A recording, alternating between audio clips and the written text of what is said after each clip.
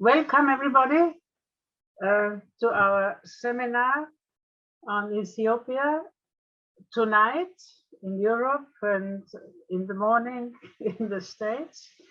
I also want to thank the Warburg Institute for all the preparations and most of all, John, for organizing it so very well. My name is Dr. Dorothea McEwan.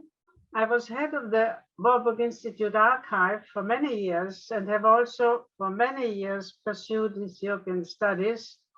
I was elected to be an associate fellow for the Ethiopian Academy of Sciences.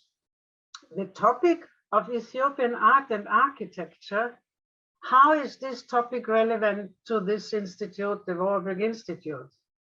As you know, art and architecture are core research agendas in the Warburg Institute, but the topic of Ethiopian art and architecture is so far underrepresented in the Institute's scholarly output.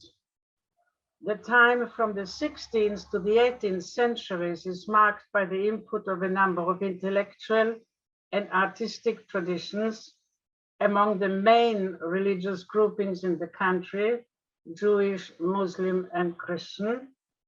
And we are centering our discussions today mainly on Gondar, one of the largest cities in Ethiopia, which evolved in the 16th, 17th, and 18th century into the flourishing capital of the Ethiopian monarchy.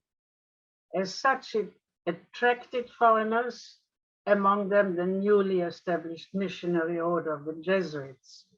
Their books and ideas and paintings contributed to the flourishing of art and architecture, encompassing not only the Christian population, but also the Betä Israel and Muslim inhabitants.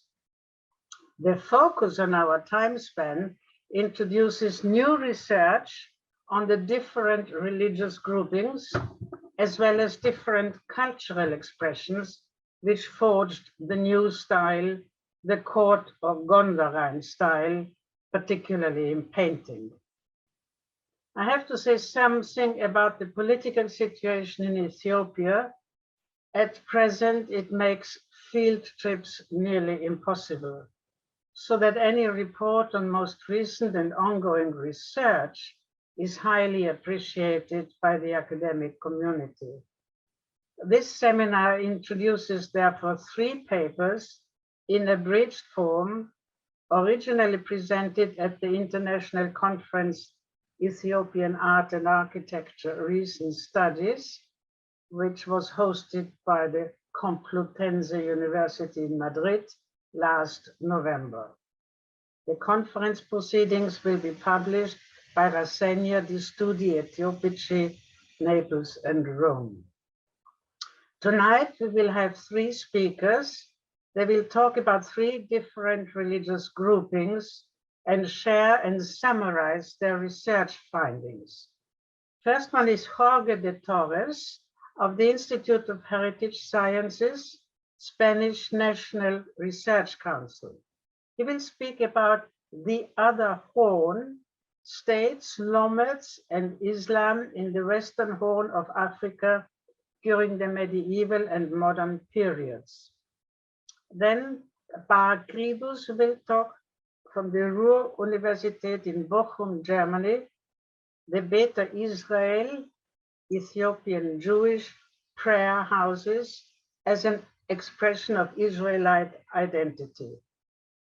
And finally, Mario Alonso Lozano of the Universidad Complutense will speak the Felsäta lämaryam as an Ethiopian art iconography of Jesuit origin.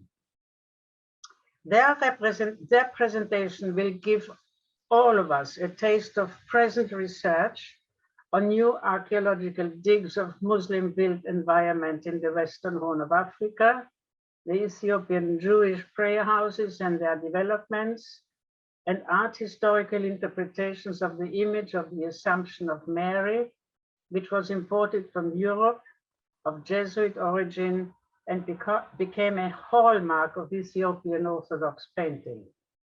The contributions tonight will give you a taste of the intellectual historical task faced by researchers in Ethiopia.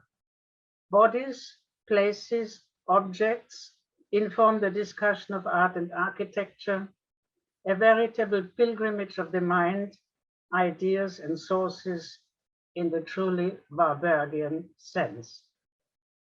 After the third lecture by Mario, Professor Charles Burnett will take over and will run the question and answer session.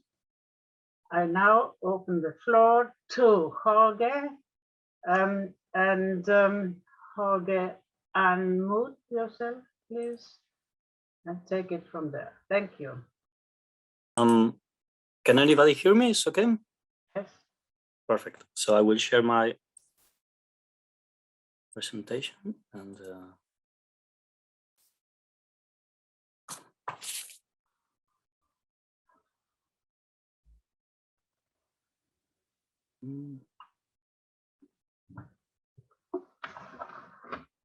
can you see it properly, expanded and okay?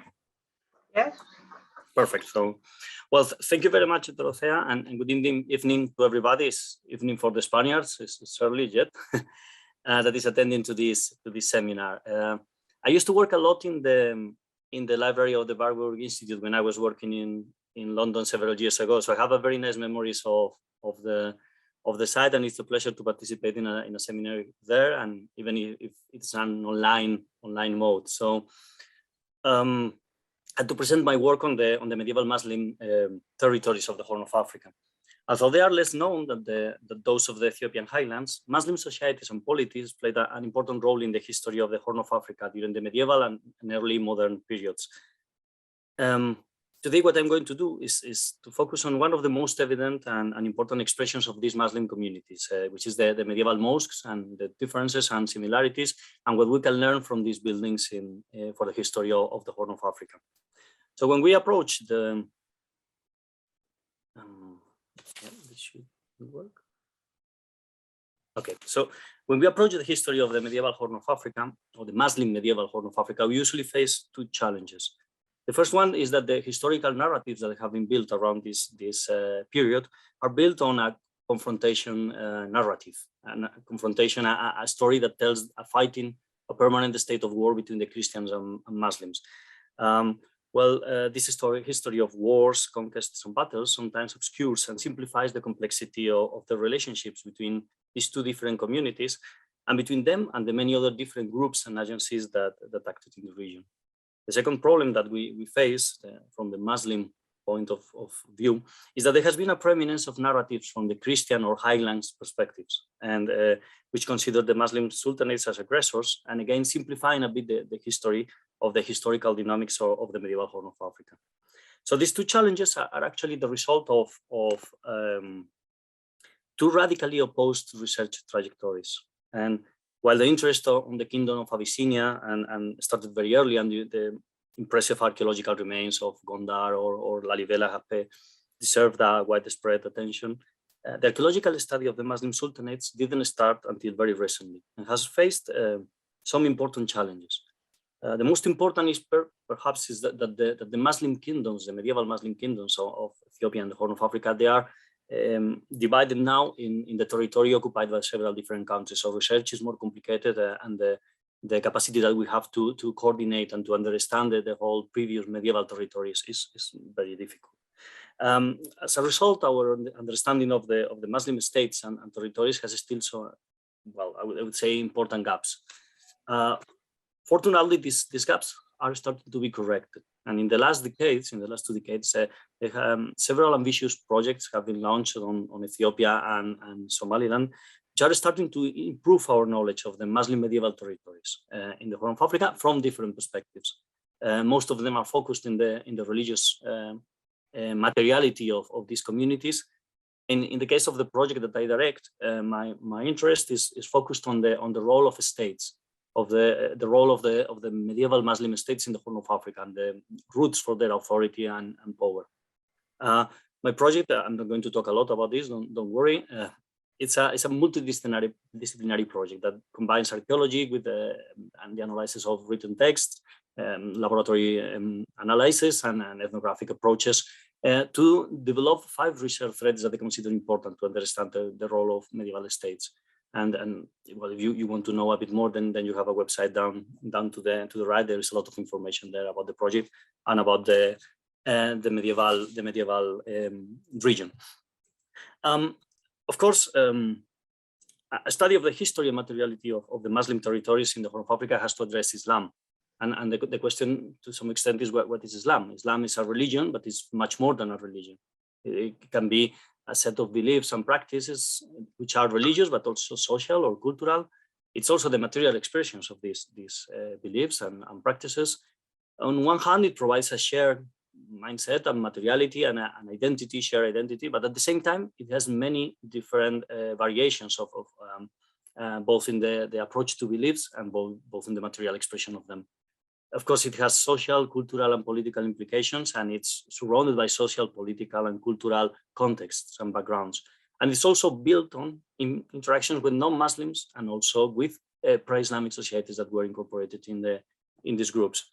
Well, as far as we know, archaeologically speaking, mostly with archaeological and epigraphic data, Islam arrived following a north-south route, following or parallel to the Highlands Ridge around the 10th century, 9th, 10th century. It's not very well established, but it's assumed that the main focus of expansion was the Dakhlan Islands. And surprisingly, it didn't come from the coast, which is much nearer, but it didn't. The contacts between Yemen and, for example, Djibouti or Somaliland took place at a later stage. It is supposed that, or it is assumed that this arrival was related to trade and was especially imbricated in trade outposts that grow along the ridge of the Ethiopian highlands. And by the 10th century, we know that there were a number of small and weak Muslim polities around to the southeast of what is now the Ethiopian highlands. These small kingdoms were subordinated to the Ethiopian Christian kingdom of Abyssinia. And by the 10th century, one of them started to have a bit of ascendancy over the rest. By the 13th century, this situation started to change. There was a new sultanate, Ifat, that took control over most of these other principalities and expanded the territory and became a local power in the region. It developed trade and diplomatic ties with the Red Sea, with the Near East, and with Arabia. And it also started a strategy of confrontation against the Christian kingdom. This confrontation led to several wars that ended with the collapse of Ifat by the beginning of the 15th century. Ifat was succeeded by the Sultanate of Adal, a powerful and very militant Muslim state which challenged and often defeated the state of the Christian kingdom to the west and aimed for a tighter control of the Muslim territories. After a period of supremacy, the Sultanate collapsed due to the combination of military defeats and economic crisis. And Adal was the last Muslim state with having a significant power in the region for several centuries. So that was the end of this line of sultanates that grew in the east. Of course, Muslim people lived in that region until nowadays, but the states ended here until the much smaller Harar state came to life. Well, besides a small group of written texts, the study of Muslim Ethiopia relies on archaeological surveys and excavations. I'm an archaeologist by training. So these surveys and excavations so far have documented several clusters of sites belonging to the Muslim medieval period. In many of these cases, the only way to identify a Muslim site is to identify a mosque. It's the only way that we can tell many times if one of the settlements is Muslim or not. And although mosques, I assume that most of you know that mosques have a very well-established parts. Only one actually is fundamental, which is the Qibla, the orientation to Mecca. And therefore, even they have very similar architectural features. At the same time, they have huge stylistic variety, and we will see it in some moments. This variability can come from geographical context, from chronological periods, can be social, political, linked to different Muslim traditions or schools. And it's our work as archaeologists to try to identify this kind of threads in the archaeological record when we don't have written texts to work with. But it's important is that even from the archaeological materiality, we can go beyond the study of the building, and we should try to go beyond the study of the building, because mosques can actually be used to track political, social, cultural backgrounds and changes in a specific region, such as the Horn of Africa. These are 3 photographs that summarize very well what I was telling you about the variability. These 3 mosques are all from the Horn of Africa. The top left one is a nomadic mosque, which is just simply defined by stones put on the floor, marking the Qibla and the mihrab. The other 2 ones are urban mosques, but they are pretty different in their constructive techniques, in their decorative language, in the architectural features, and they actually correspond to 2 different cultural backgrounds. All of them, they follow the Muslim precepts. All of them are mosques, but they do it from very, very different cultural and social backgrounds. Well, in this talk, I'm going to focus on urban medieval mosques, which those built in settlements that we have documented in the medieval period, archaeologically found especially in Ethiopia, Djibouti, and Somaliland. About 75 of these sites have been found so far in the different surveys by different teams, and about 25 medieval mosques have been identified so far.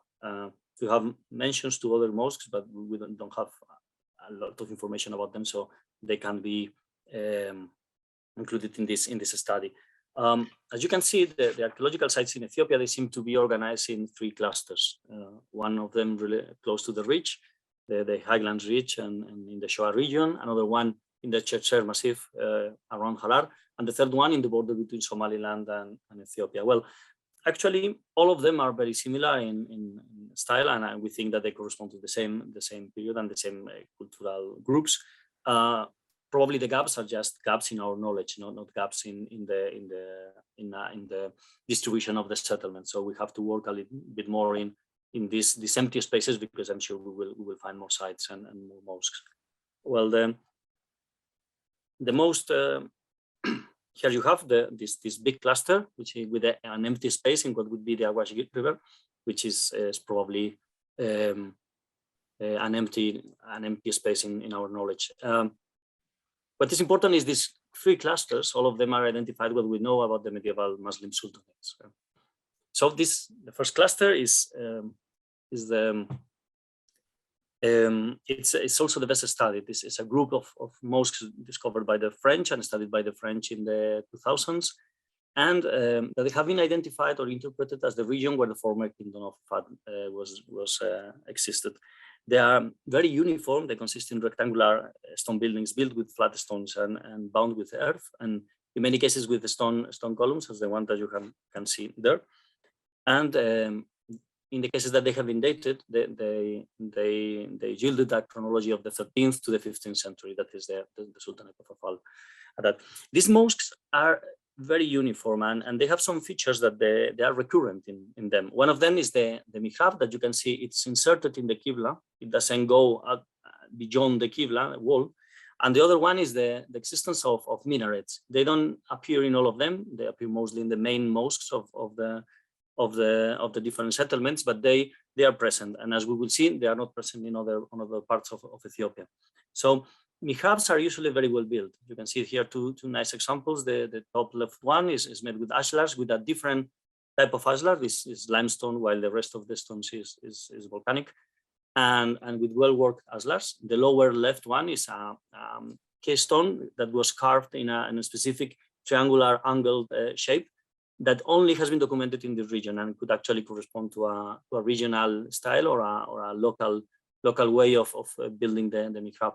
Although there are not many, we also have decorative elements and epigraphy, and this is important to mark some differences with other areas of Ethiopia where we don't have this kind of elements. Well, in Western Somaliland, the mosques have a very similar constructive technique, and when you see them at first time, they look almost identical. They follow the same patterns. The most interesting characteristics are probably the mihrab that protrudes, resets a lot from the Qibla wall, And also another interesting thing is that they are often surrounded by a low wall, which is not doesn't usually appear in the Ethiopian mosques. Actually, if we compare the two different clusters, although they are very similar and they undoubtedly correspond to the same communities and have similar chronologies, they also have minor but interesting differences. For example, the position of the mihrab.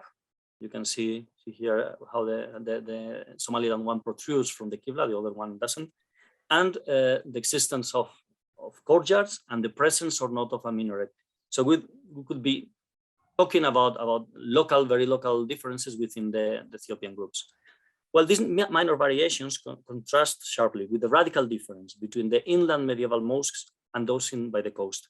One of the specificities of the Somaliland coast is that trade was conducted by nomads. And it never, these trading posts, they never evolved into urban centers as happened, for example, in the East Africa and the Swahili world. Here, there is only one city known from ancient period, that is Seila, a very old town that had the strong links with the Mediterranean and with the Arabia and the Near East. The other two places where Betä and Made, they were built at a much later moments. And you can see the differences. In this place, we have a round minaret, we have strong decorative elements in the minaret, and also you can see here, but close to the mihrab, plastered walls. This doesn't have much to do with the previous mosques in the interior, but it has to do a lot with the mosques that we find in the Red Sea and especially in Mogadishu. These old photographs from Mogadishu show that there are clear parallels that show an affinity with the mosques from Seila. So actually, we could talk that with this brief analysis, we could have two different styles, architectural traditions in the Horn of Africa. One related to the inland sultanates that built, they expanded from the 10th century onwards. The other one related to the coastal world in a more open, related to trade, related to cultural and economic interactions with the Arabia, the Mediterranean, or the Indian Ocean. We have stated that before that mosques can be dissociated from the historical and cultural backgrounds. In the case of the Horn of Africa, that background is marked by the duality between a popular Islam that was lived by many communities in the region and the militant Islam promoted by Muslim sultanates, especially Adal. It is clear that Islam was used as a political tool by the state to reduce dissidents and control groups in the periphery of the sultanates. At this moment, we don't have direct evidence of how this state Islam was materialized. One of the most obvious ways it could be the existence of mosques dedicated by sultans. That hasn't been found yet. However, we have detected a couple of elements that point to an influence, a religious, cultural, and maybe political, that moves from the center of the sultanates to the periphery. These two possible evidences are chronologies, because mosques in the periphery have more modern chronologies, and at the same time, those in the center are better constructed. They are more decorated, and they seem to have longer traditions than those in Somaliland. The other one is the orientation of the mosques, and this is an hypothesis we're working now in our team. The mosques in Somaliland, they are not properly oriented to north-west, that it should be the case from considering the position of Somaliland. They are oriented north, which is the correct orientation for Ethiopian mosques. So our hypothesis, we're working on it right now, suggests that maybe these mosques in the periphery follow the original position of the mosques at the center of the Sultanate. Well, these tendencies towards centralization and political control under using religions as a tool reached its heyday during the period of Ahmed Gan, who overcome and almost destroyed the Ethiopian kingdom. Shortly afterwards, the combination of military defeats, trade disturbance by the Portuguese, and the Oromo invasions provoked the collapse of this kingdom. Many people in the region, obviously, they kept their Muslim religion, but most of the medieval settlements became abandoned. And the ruins of these buildings and mosques are the only reminders of this powerful and active society, which now we have to study through their material evidences. Thank you very much. Thank you, Jorge. This was very clear. And now we follow this up with Bar Kribus of Ruhr University, the Betä Israel prayer house as an expression of Israelite identity. So thank you very much. First of all, thanks to the organizers for organizing this wonderful event and for giving me the opportunity to talk a little bit about my research. When I first had a chance to learn about the history and heritage of the Betä Israel, the Ethiopian Jews, I was fascinated. And one of the things that fascinated me most was how different it was from how I envisioned Jewish life and Jewish history in the diaspora. And when I began my studies in archaeology and I had the chance to choose a specialization, I thought I would play my part by focusing on some of the unique aspects of Betä Israel culture and history that have to do with material culture.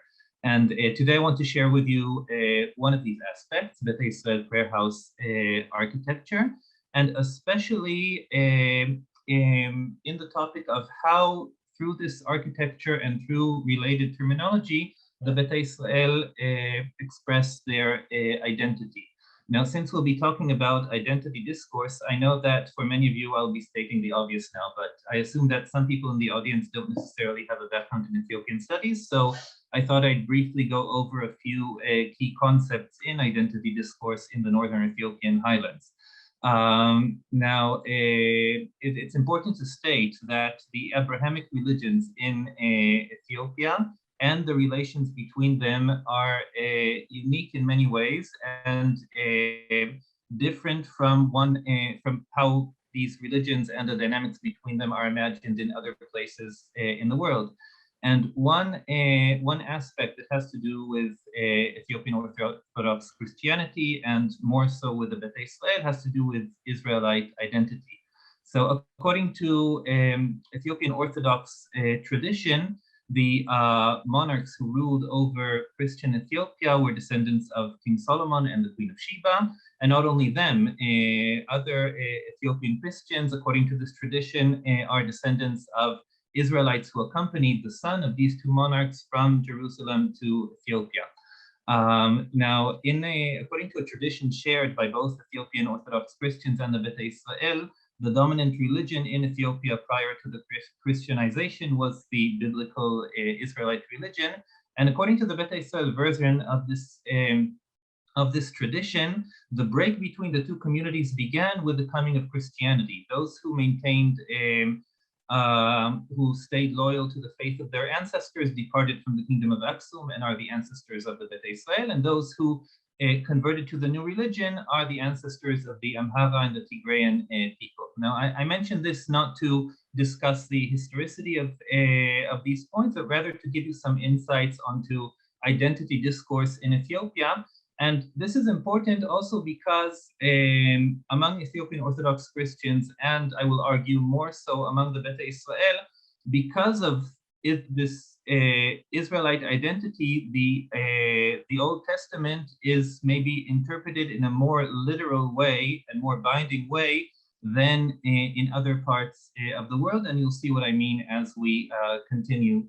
And you'll have a chance to see the prayer house architecture. Now, a few more general words of background on the Betä Israel. Prior to their immigration to Israel in the late 20th century, the Betä Israel lived in hundreds of villages in the northwestern Ethiopian highlands in the area that you can see in a circle here. A few points that should be borne in mind. First of all, the Betä Israel religious tradition developed separately from the rabbinical or the Jewish Orthodox religious tradition. So if you have a background in the rabbinical religious tradition, what you know doesn't necessarily apply one-to-one to the case of the Betä Israel. And also, as I said, the community is no longer present as a community in Ethiopia, which means that Betä Israel sites in Ethiopia are no longer active sites. Most of the structures are no longer standing. And because of substantial cultural and religious changes in the community in the decades before the immigration and even more so after the immigration, some of the practices that we'll be mentioning aren't necessarily practiced anymore. So the things that we'll be talking about can't necessarily be observed in the present. And when we talk about Betä Israel material culture, there's been a lot of research on the Betä Israel, but almost no research on their material culture in Ethiopia. In fact, before our research on Betä Israel monastic material culture, the only published archaeological research of Betä Israel material culture in Ethiopia has been the excavations of Rebecca Klein in the village of Awara near Gondar. Betä Israel prayer houses, and this was surprising for me when I first looked into it, even though a prayer house is a core subject in religious life, there are only brief descriptions of general features of Betä Israel prayer houses in a few studies, but there has never before been a comprehensive examination of Betä Israel prayer house architecture. Now, as I said, the vast majority of these prayer houses are abandoned and no longer standing. There are two prayer houses that are preserved intact and serve nowadays as tourist attractions, the prayer house at Weleka and the prayer house at Ambovel, but in most other cases, there are only foundations left, if at all. In our survey of Betä Israel monastic sites, we had the privilege of visiting several sites with remains of prayer houses, and we documented the remains that we found. So by now we have a corpus of information that can serve as a partial basis for shedding more light on these prayer houses, but there's still a lot more to be done. Only a small number of all the prayer houses that are out there we've had a chance to examine, and there have been no excavations of prayer houses yet. So without excavations, it's difficult to date constructional phases and understand their development throughout history. Now, since I mentioned the survey of monastic sites, I should say a word about the Betä Israel Melokseot. Now, the Melokseot are referred to in popular and scholarly literature as monks, but because many of in the Betä Israel community are uncomfortable with the usage of this term, I'm using the term that the community itself uses, the term melokse in the singular or melokseot in the plural. Now, they served in the Betä Israel community as a high priesthood. They trained and consecrated the lay priesthood, the kesot, and they also observed very strict purity laws. They could not come in physical contact with anybody from the laity, and in order to observe their purity laws, they would live separately from the lay community. Their dwellings were surrounded by an enclosure wall in order to maintain their state of purity, but because they also served as the supreme religious leaders of the community, they were present together with the community in the prayer house, and they led the liturgy. And in order to observe their purity laws, that meant that they always had to have a separate entrance into the prayer house and a separate delimited section within the prayer house in order for them not to come in physical contact with the rest of the community. Now, as part of my research on Betä Israel monastic material culture, I also defined a preliminary typology of Betä Israel prayer house types. And this was according to a few categories. Now, we don't have time to go over the whole thing in detail, but I'll just mention the different categories. One category is whether the prayer house is divided in its interior, a composite prayer house, or whether the interior is not divided into different sections, and that would be a simplified prayer house. The exterior shape, which could be circular, it could be octagonal or hexagonal, and it could be quadrangular, and whether or not the prayer house was meant also to accommodate a community of melokseot, which meant that it had to have a separate delimited section for them. So different combinations of these categories can result in different prayer house types. Now, here you can have a look at the type that I defined, the composite mesgid. Mesgid is one of the two main terms used for Betä Israel prayer houses, and I'll say a few words about that later. This is a plan that was drawn by a Protestant missionary by the name of Vlad in the 1860s when he was working among the Betä Israel. And if you have a look, first of all, I know that there are striking similarities to Ethiopian church architecture, and we'll talk about that momentarily, but first let's have a close look at this plan. At the center of the structure is the Holy of Holies, the focal point of the prayer house. The surrounding area is divided into a section for men, for Debtera, for religious scholars that are unconsecrated but play a role in the liturgy, and for women. And there's an enclosure surrounding the prayer house, and to the east of the structure is an altar, and offering sacrifices according to biblical decree was a central element in Betä Israel religious life in the more distant past. The entrance to the sanctuary, to the Holy of Holies, was from the east, and here there are windows. Now, one thing that was striking for me when I had a close look at this plan was that these are, as I said, windows. And here you see what looks like two interior walls, which in actuality divide the space within this prayer house and its surroundings into two sections that are completely cut off from each other. One cannot pass from one to the other, which gives you the monastic composite mesgid. There was a section for the Meloksewoch, and as high priests, they would need access, of course, to the sacrificial altar and to the Holy of Holies, and another section for the laity. And this is how this division worked. Now, if we look at a plan of a Betä Israel prayer house and an Ethiopian Orthodox church of a specific type, the concentric circular type, you can see the similarities. I have to say that similarities in prayer house architecture of different religions is not something that is rare. There are many cases of this all over the world. And I think that when we have such similarities, it gives us an opportunity to conduct a comparison, because when the general structure is similar, differences have meaning. They can tell us a lot about how the community defined itself, expressed its identity, and also about the community's unique liturgical needs, which would be expressed in these differences. So what were the differences, or some of the differences, between these two structures?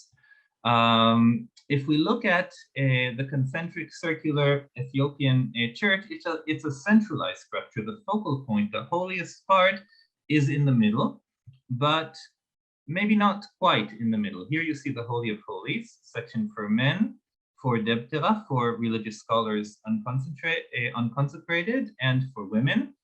The altar is in the eastern part of the sanctuary, and as in the case of other Christian churches, the altar is not an altar for animal sacrifices, but an altar for performing the Eucharist. The altar slab, the tabot, is considered the holiest item within the church, and symbolizes the tablets of law and the Ark of the Covenant.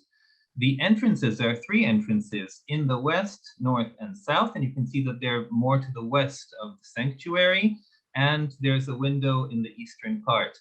And you can see that even though this structure is centralized, the main entrance into the sanctuary is from the west, and this is because this is a fairly recent type of Ethiopian Orthodox church. It's first attested in the 15th, 16th century.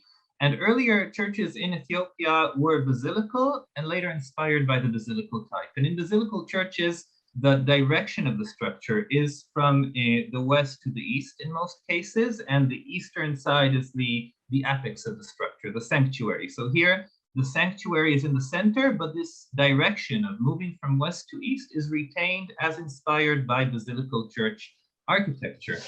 And as I said, you can see the same thing in the sanctuary itself, which you enter from the west, and the eastern section is divided from the western section, and in its eastern part, you have the altar. If you look at the Betä Israel example, first of all, the altar is literally an altar where animals are sacrificed according to biblical law. The sanctuary is entered from the east westwards, and it contains books, a table with the Orit, or which parallels the Torah, priestly vestments, and ashes of a red heifer for purification according to biblical decree.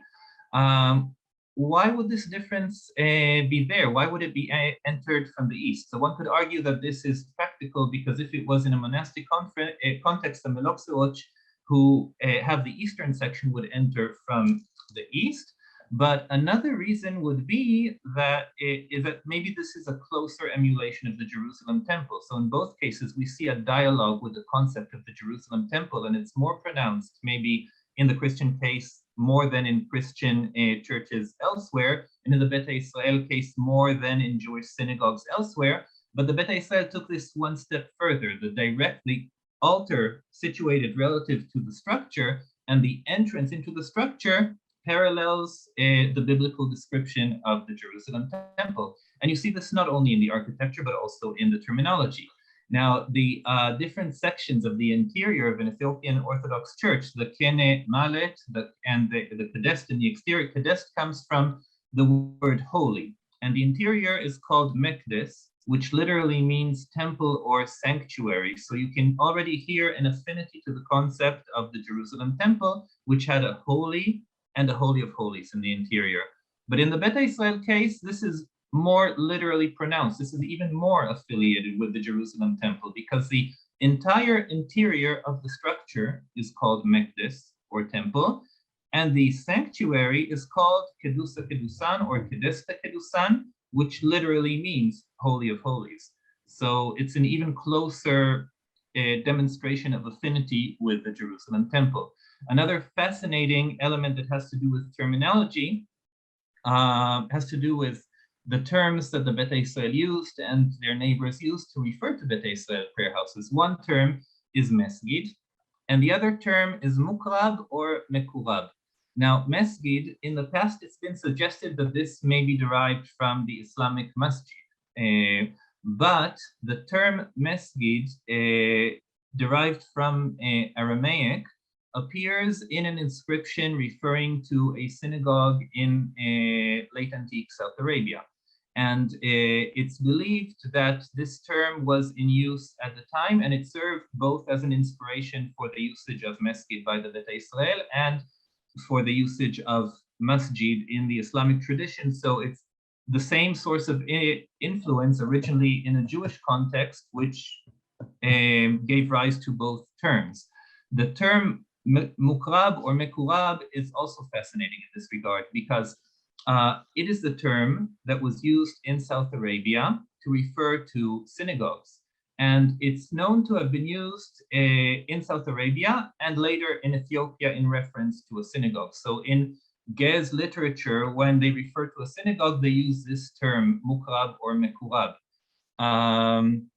And in one text written down by a Betä Israel priest, I found a distinction between them. Mesgid, the Kes Asrasiaya, the name of the priest, writes, refers to a larger, and Mikurab to the smaller houses of worship of the Betä Israel.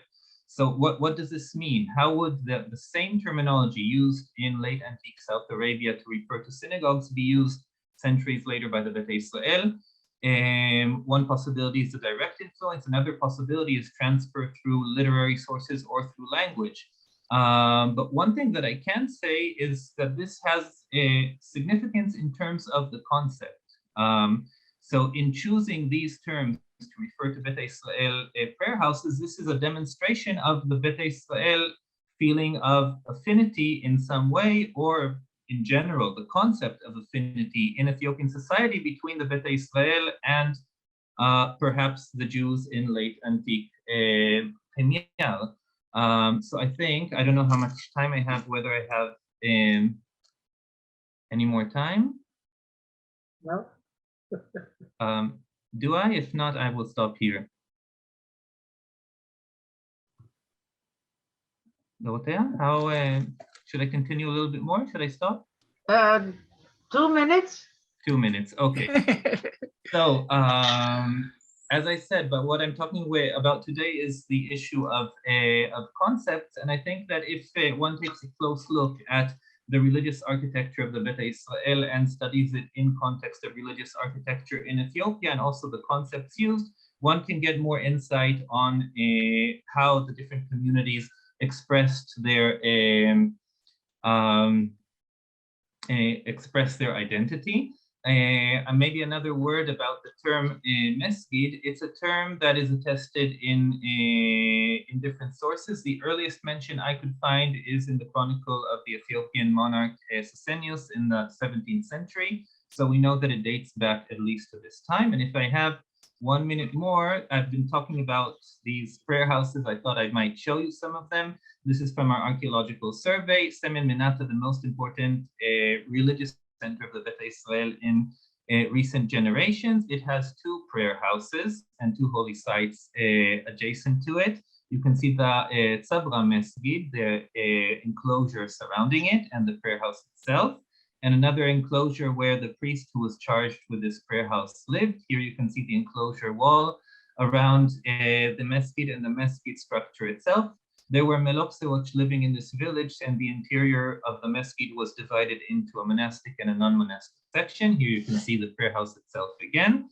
The second prayer house here, the Sikwala Mesquite, the enclosure and the remains. You can see the remains of the structure here, and this gives you an idea of the state of preservation. These were some of the largest and most impressive mesquite structures in Ethiopia. So if these are in this state, it gives you an idea of the state of preservation of these structures elsewhere. And I'll maybe end by saying that I hope this gave you a glimpse into the how important it is to study Betä Israel material culture, especially now when there are still people around who remember these places from before they were abandoned.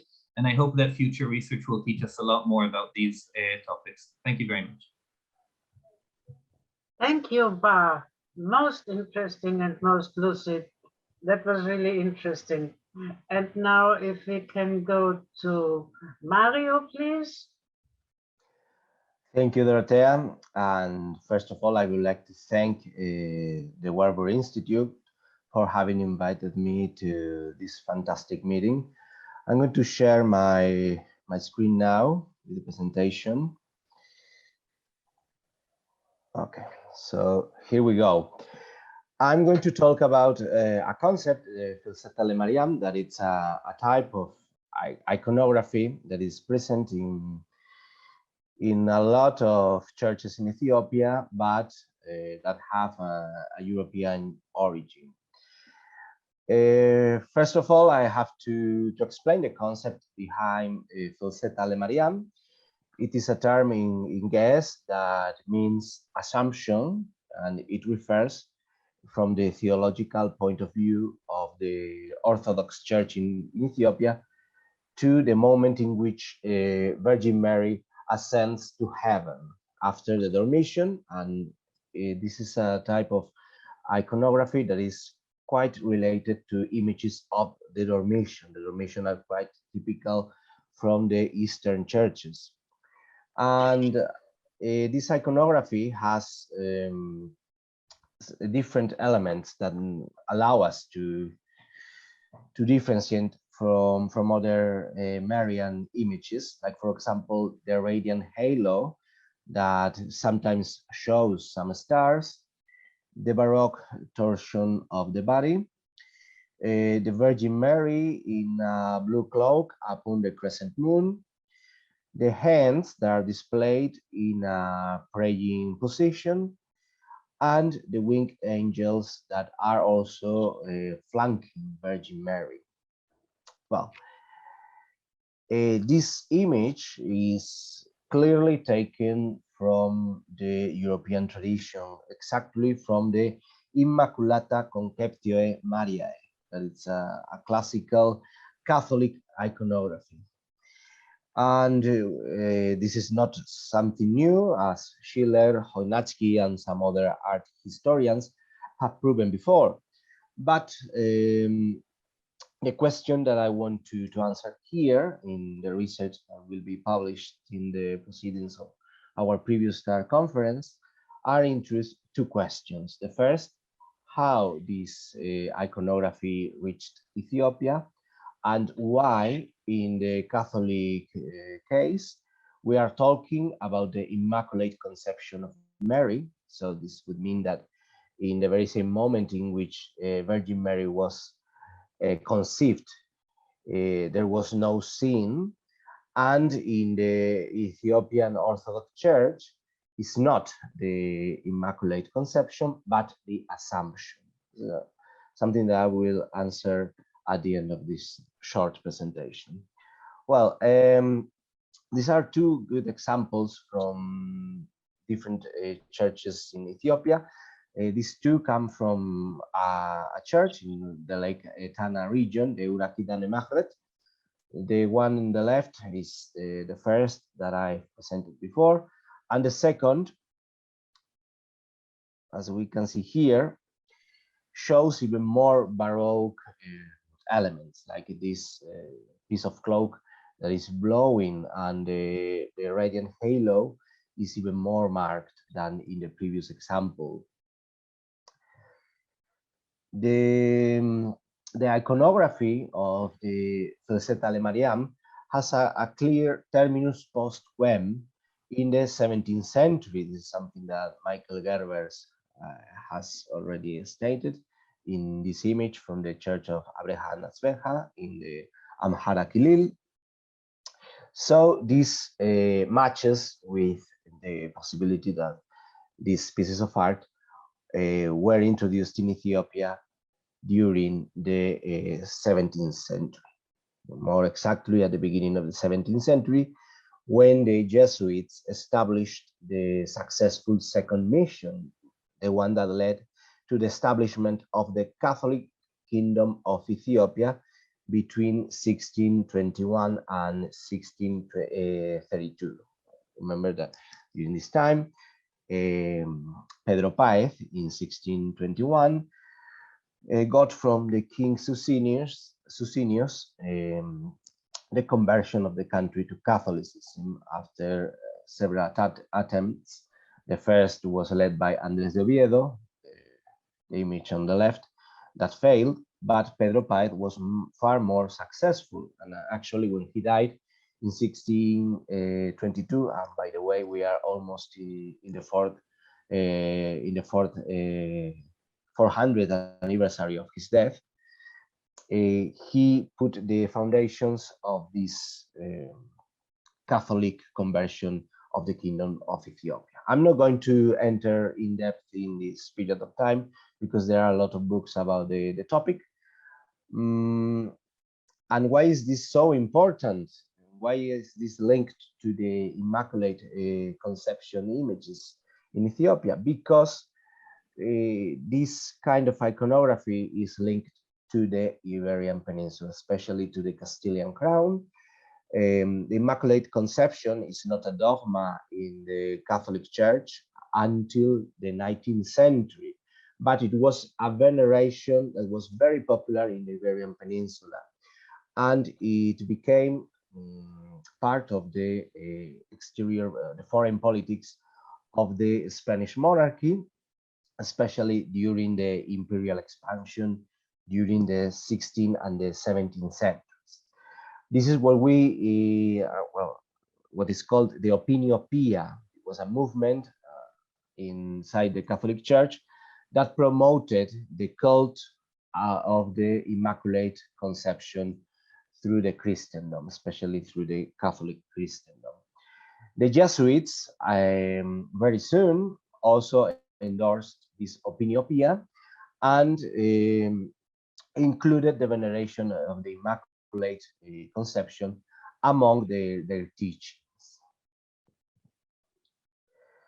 Spanish monarchy included the Opinio Pia in its diplomatic efforts, and during the 16th century and especially in the 17th century, the fixation of its iconography took place, up to the point that King Philip III, that was the king that reigned in Spain and Portugal during the time that the iconography reached Ethiopia, promoted its cult in Rome. And in this case, the Jesuits also introduced this cult in Ethiopia, contributing to the diplomatic effort of the Spanish monarchy. So we are talking about religion, iconography, art history, but also about politics. In the Spanish case, it's something that was merged at that time. This is the original iconography of the Immaculate Conception. As we can see here, there were several models until at the end of the 16th century, El Greco contributed to fixing it, like Rubens and, of course, Velázquez and Murillo, these classical Spanish painters. Well, the first question is how this kind of iconography reached Ethiopia. One could think that the most logical way would be straight from Europe to Ethiopia, but at the time, Goa, in the western coast of India, was the center of the Jesuit order, the center from the Jesuits also organized the missionary efforts in Ethiopia. We know that churches devoted to the Immaculate Conception were built in Goa and Diu, both in the 17th century. And I would like to show you this magnificent manuscript from the Ethiopian Studies collection, that is from the 18th century, that shows clear Indian influence. Why? Because in Goa, of course, the Mughal art influence was very important, and these local artisans, even if they converted to Christianity or not, contributed to create Christian pieces of art, mixing both European influences and Indian Mughal art. We know that at least I have located a very similar example in this painting from Urane Kidane Mehret in the Lake Tana. You can see here even the ban is typical from the Mughal art on top of Virgin Mary. This is the Portuguese expansion in the Indian Ocean, Goa in the middle of all the routes, and from there and from Diu, the mission was organized. This is the Church of the Immaculate Conception in Goa, and the original Church of the Immaculate Conception in Diu, that was the model for the Gorgora Nova main temple, the Jesus Church. Also, these winged angels were imported from India, and this is the ashlar that was located in the ruins of the facade of the Gorgora Nova Church, and was adopted also by the local art. Probably you know the famous angels from Gondar. There are many more examples. How did the Jesuits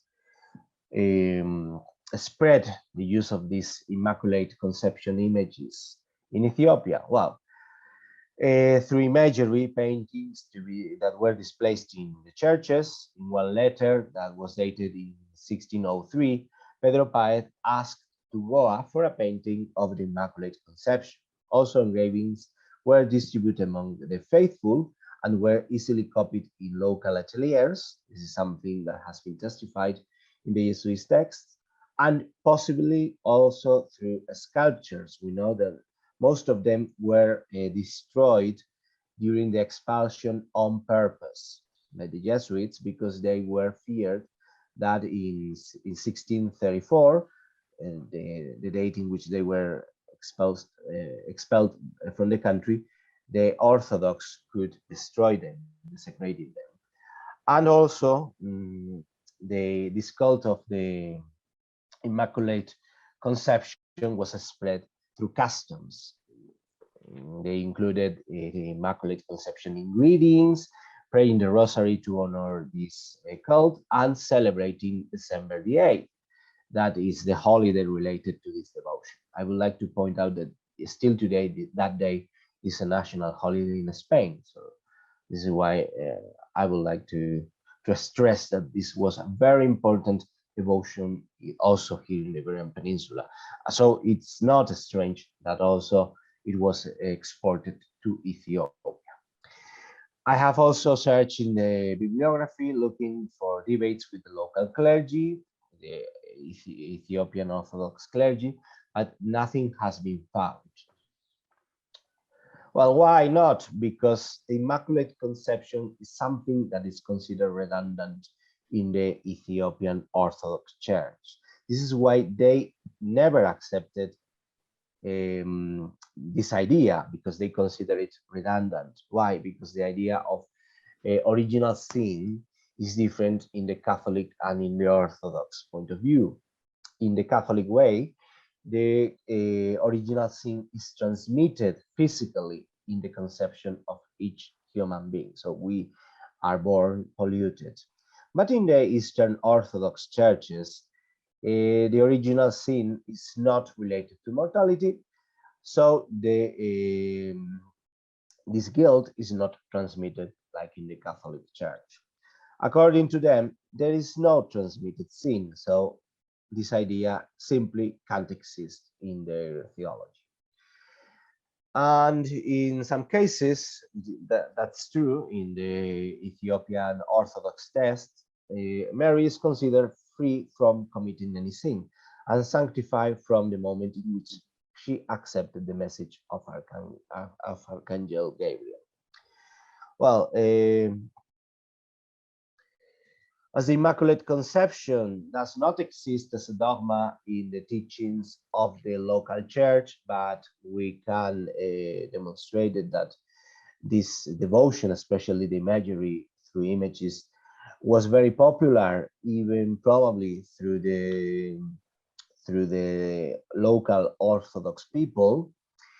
The local Orthodox clergy had to take a decision. What are we going to do with all these images? They represent an idea that doesn't exist in